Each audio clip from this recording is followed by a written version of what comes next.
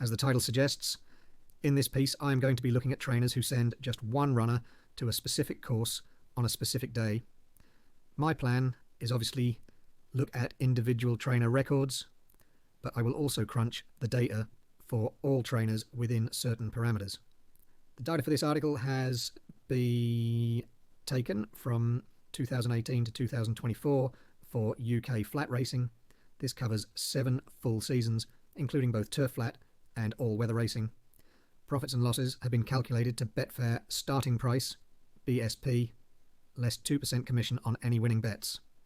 The AE index, actual/expected, has also been calculated to BSP.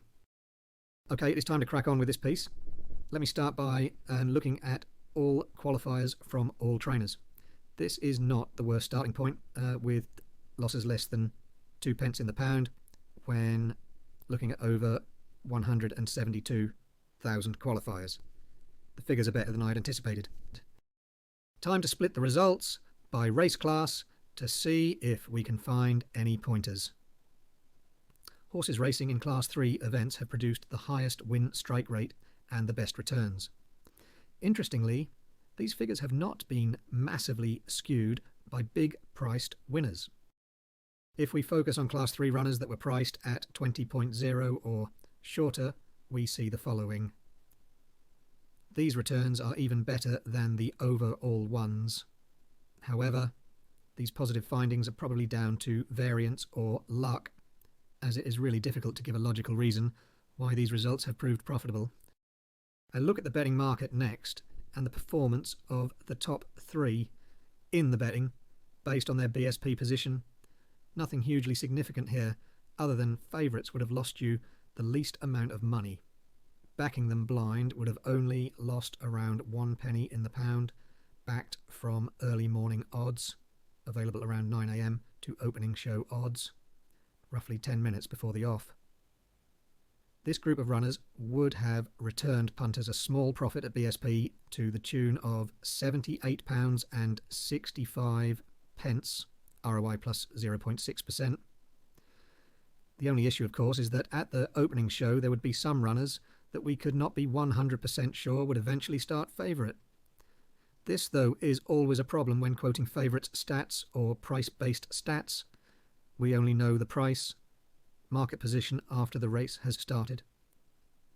In good news, all runners, any price, that had a shorter opening show price compared to the early morning price performed better than those that remained at the same price or drifted.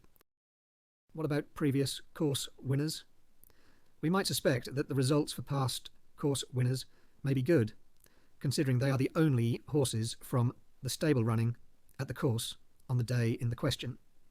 The results shown below, though, are a little underwhelming.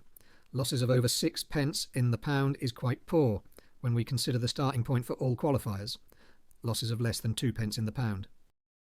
However, digging a bit deeper, we can find a subset of course winners that have proved profitable to follow. If we concentrate on horses that have run at the course at least 3 times previously and have a 60% plus win rate at said course, we get the following results. These are an impressive set of figures showing a strike rate edging towards 1 win in every 5 runs, while the returns have produced a healthy 15.5% on investment, 15.5 pence in the pound. What makes these figures more impressive is when we split the results by year. Here are the yearly splits: 7 winning years out of 7, and 6 of the 7 have had AE indices above 1.00.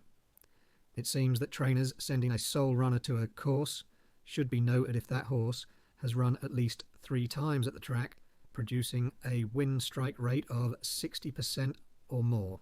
So, what about horses that are sent on their own to a course by their trainer, but are sent on a long journey?